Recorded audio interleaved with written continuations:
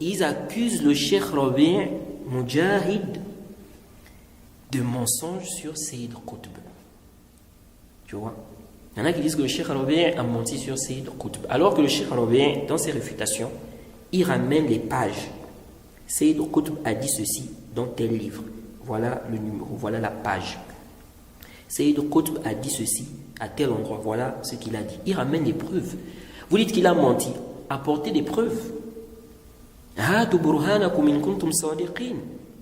C'est pas seulement comme ça, vous allez accuser quelqu'un, vous dites non, il a menti. Il a menti. Mais où sont les preuves qu'il a menti? Tu ramènes des preuves, tu dis regardez, ici il a menti, voilà. Mais juste seulement affirmer, ça c'est des affirmations gratuites, tout le monde peut faire cela. Le Cheikh Rabi' n'a pas menti sur Sayyid Qutb. Donc ici là, ils disent qu'il a menti sur Sayyid Qutb. Et Sayyid Qutb est connu que c'est un égaré. C'est la tête des takfiris, à notre époque là même. Beaucoup de takfiris se basent sur Sayyid Qutb. Et vraiment, moi je suis étonné. Je suis étonné de voir comment même certains savants ont été trompés par lui. Parce que oui, c'est vrai, certains savants de la Sunna, au départ, ils avaient une bonne opinion de lui. Ils le prenaient même en référence. Certains savants le citaient en référence. Mais ils avaient été trompés. Et le Cheikh Rabi' a vraiment ouvert les yeux aux gens concernant Sayyid Qutb. Et même à beaucoup de savants. Parce qu'il a commencé à détailler ses égarements, ses déviations. Donc même certains savants qui parlaient de Sayyid Qutb en bien, ils ont commencé à le réfuter et à clarifier que ce n'est pas quelqu'un qui est sur une bonne voie. C'est pourquoi, aujourd'hui, je suis vraiment étonné d'écouter que le Cheikh Al-Fawzan dit qu'on ne doit pas mettre en garde contre Sayyid Qutb. Que non, on ne met pas en garde contre lui, et on ne fait pas quoi? On ne fait pas aussi son sana. La personne doit se taire. Quelqu'un lui demande, est-ce qu'on doit mettre en garde contre Sayyid Qutb? Pour que je ne fasse pas dire au Cheikh ce qu'il n'a pas dit. Il dit à la personne que non, il ne doit pas mettre en garde. Subhanallah, comment il ne doit pas mettre en garde? Sayyid Qutb, ça c'est récent. Alors que le Cheikh Al-Fawzan lui-même, il a des paroles, il critique Sayyid Qutb. Je dis, mais qu'est-ce qui se passe? Comment le Cheikh peut dire non, il ne faut pas mettre en garde, il ne faut pas faire son fana aussi, tu te tais? Kef? Non, on doit mettre en garde. Sayyid Qutb, la tête des takfiris à notre époque, là, des khawarij, c'est Sayyid Qutb. Beaucoup de jeunes se sont égarés là à cause de lui.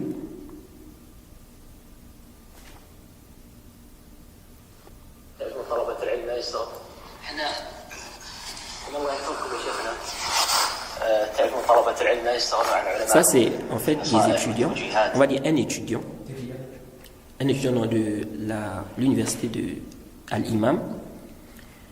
Il est venu poser la question au cheikh parce que des gens s'argumentent du fait que le cheikh Al-Fawzan a cité Sayyid Qutb principalement dans son livre sur les fara'id.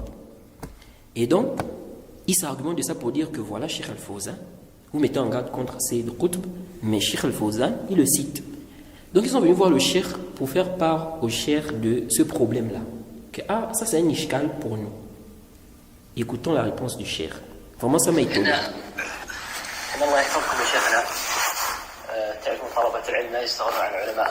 Donc la personne demande, pour les francophones, la personne dit, vous savez que les étudiants ne peuvent pas se passer de leurs savants.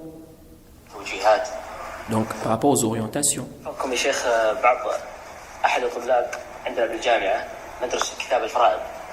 Donc il dit, dans notre université, il y a un étudiant, on étudie le livre des fara'id. Donc le cheikh demande, c'est quelle université? Le cheikh demande, c'est quelle université d'abord? Maintenant il répond, il dit, attends.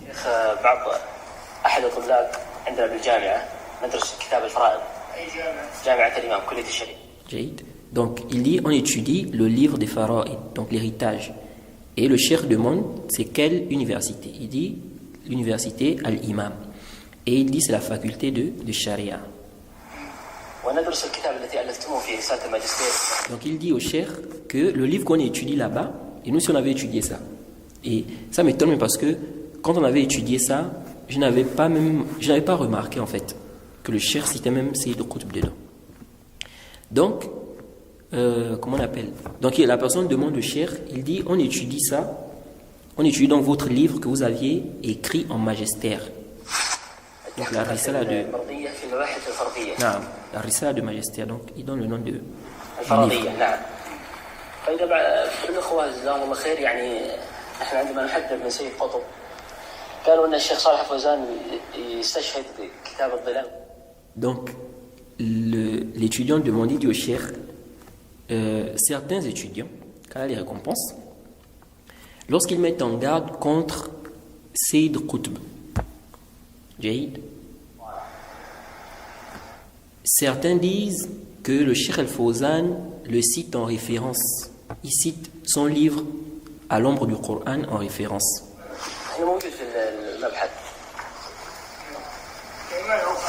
Donc, l'étudiant maintenant dit au Cheikh que c'est présent dans le Mabahas ici.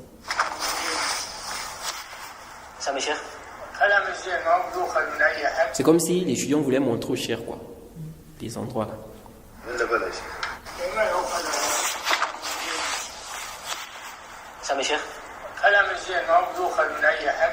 Maintenant le Cheikh Al-Fawzan répond. Vraiment moi ça m'a étonné. Il demande maintenant à l'étudiant, est-ce que la parole on ne la prend pas de quiconque?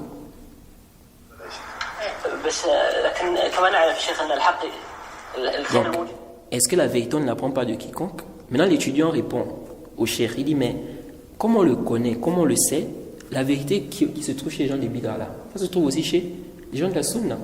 Donc l'étudiant c'est comme s'il veut dire au cheikh que mais la vérité là qu'on va prendre, bien la vérité qui se trouve chez les gens de l'innovation là, ça se trouve aussi chez les gens de la sunna. Donc pourquoi on va aller prendre ça chez les gens de l'innovation?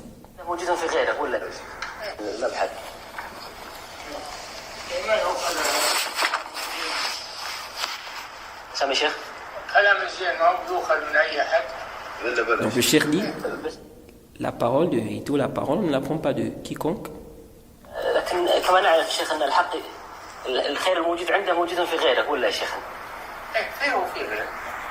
Lui-même il confirme. Donc l'étudiant dit comme c'est connu, la vérité qu'ils ont, n'est-ce pas, ça se trouve aussi chez d'autres.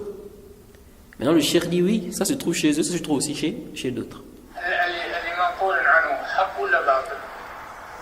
Maintenant il dit ce que j'ai mentionné là, donc ce que j'ai mentionné de Sayyid Qutb là-bas, c'est haq ou bien c'est batil? Donc c'est la vérité ou bien c'est faux?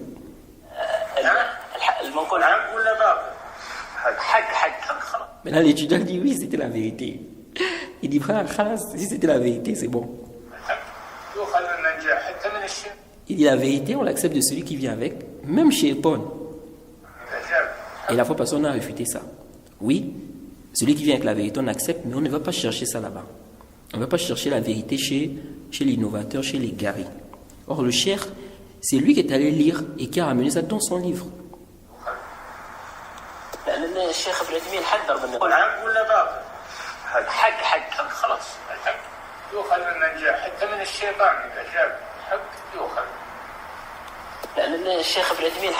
Et là vraiment, le Cheikh Al-Fawzan il m'a encore plus étonné en fait à la fin là.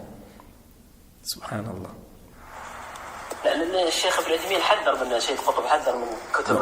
L'étudiant dit, le cheikh Ibn Uthaymin a mis en garde contre Sayyid Qutb. Il a mis en garde contre ses livres.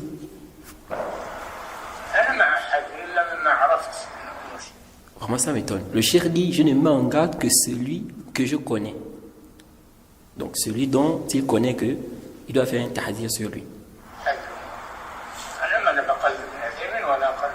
Il dit, je ne fais pas le taqlid d'Ibn Uthaymin, ni d'autres qu'Ibn Uthaymin. Wallah, ça m'a étonné cette parole-là. Le Cheikh Al-Fawzan lui-même, il a critiqué Sayyid Qutb. Comment se fait-il que récemment, maintenant, il dit que non, il ne met en garde que contre celui qu'il connaît et il ne fait pas le taqlid d'Ibn Uthaymin ou quelqu'un d'autre. Qu'est-ce que c'est ça? Voilà ce qui m'étonne encore. Maintenant, l'étudiant dit ok. Maintenant, on fait le tahdir, on va mettre en garde contre Sayyid Qutb, ya cheikh. طيب هل نحذر من سيد قطب الآن يا شيخ؟ لا تحذر ولا تمدح. Le cheikh dit ne met pas en garde et ne fait pas les éloges. ما أحد إلا مما عرفت أنه شيء حذر. أنا ما بقلب ابن عثيمين ولا أقلب غيره. Je ne fais pas le taqlid d'Ibn طيب Taymiyyah. هل نحذر من سيد قطب الآن يا شيخ؟ لا تحذر ولا تمدح. اسكت. Donc il dit ne fais pas le tahdir, donc ne mets pas en garde contre Sayyid Qutb, ne fais pas aussi son thana, tais-toi.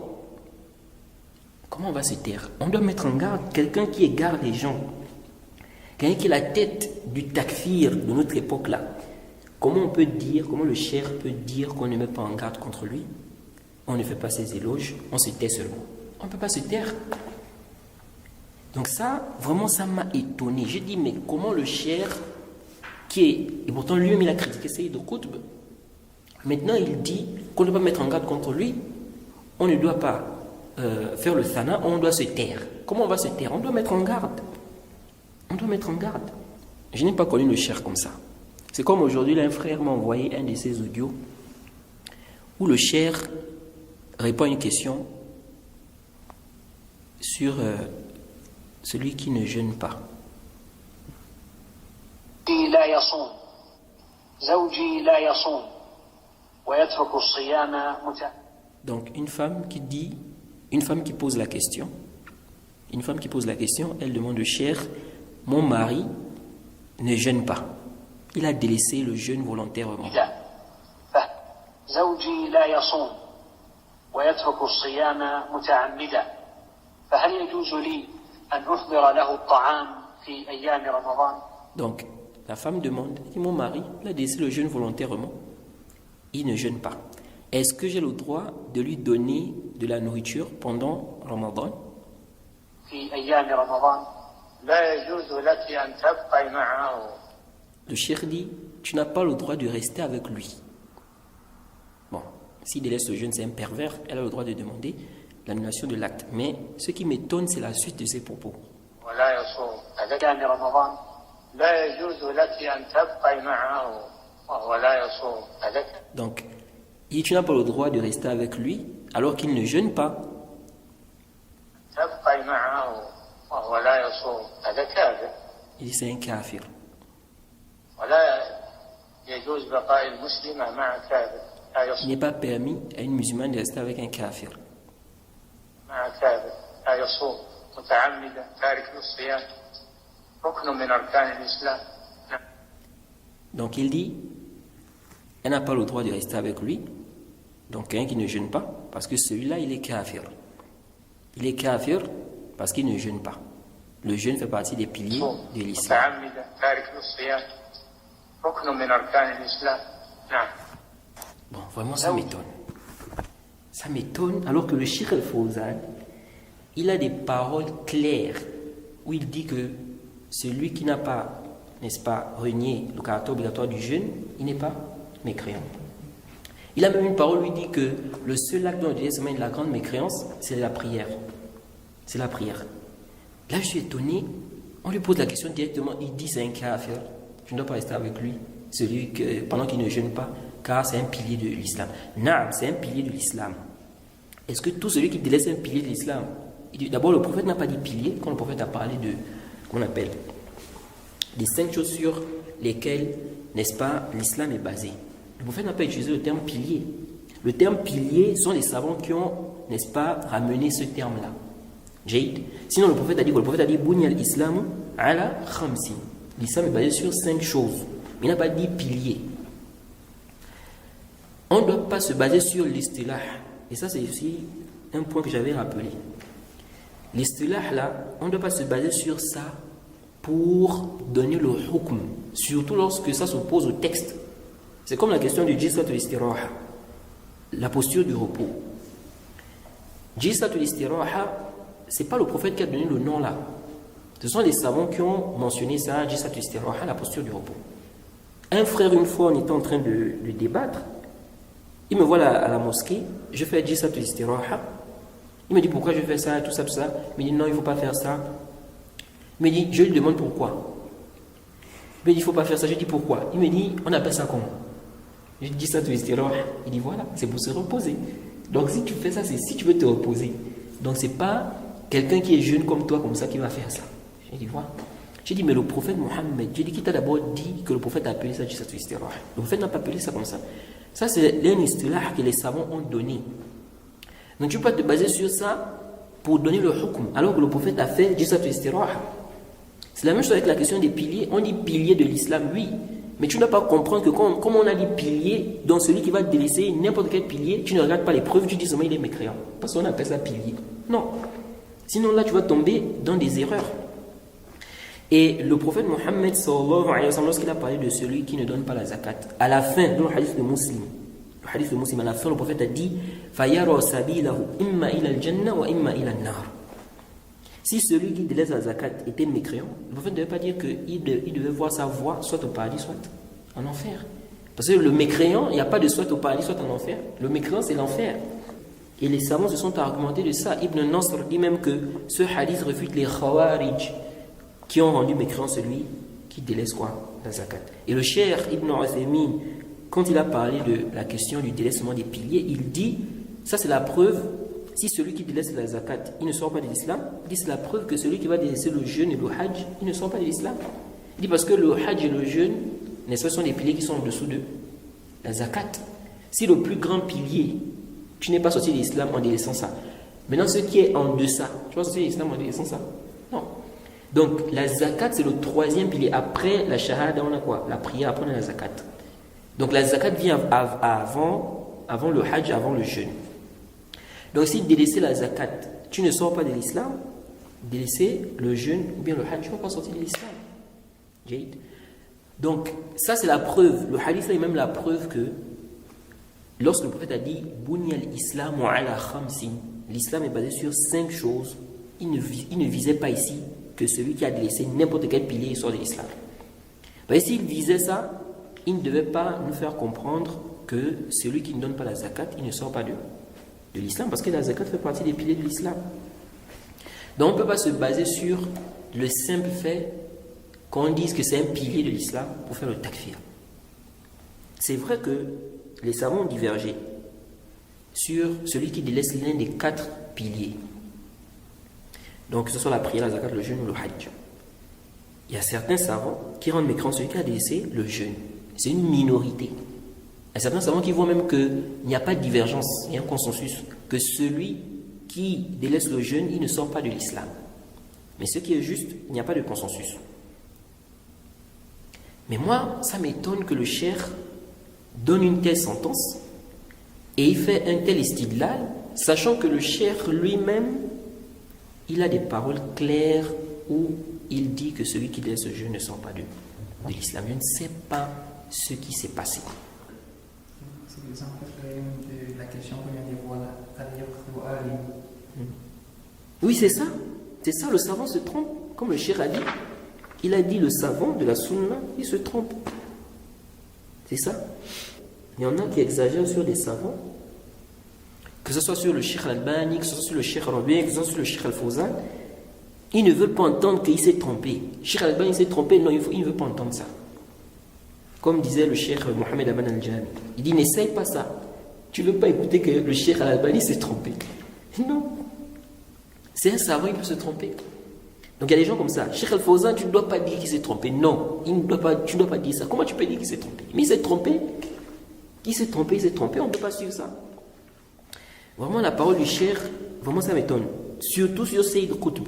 Je n'arrive pas, en fait, jusqu'à là, je me demande, je dis, mais qu'est-ce qui s'est passé en fait? D'abord, le cheikh donne une règle qui n'est pas correcte par rapport au contexte, en disant que oui, on prend, celui qui vient avec la vérité, on prend cela de lui, même du shaitan. Alors qu'ici, là, c'est lui qui est allé chercher, il a mis ça dans son livre.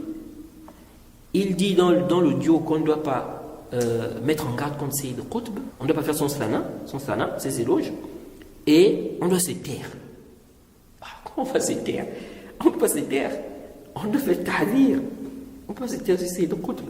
Un égaré comme ça, takfiri, qui a fait le takfir pratiquement de la Ummah. On va dire non, il ne faut pas mettre en garde contre lui.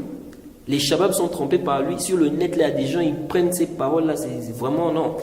Il y en a même qui lisent son livre-là, à l'ombre du Coran. Ils font on va dire la lecture, le tafsir, avec son livre-là. Non, on met en garde contre lui. C'est un bol mobile. Donc on va s'arrêter d'abord ici.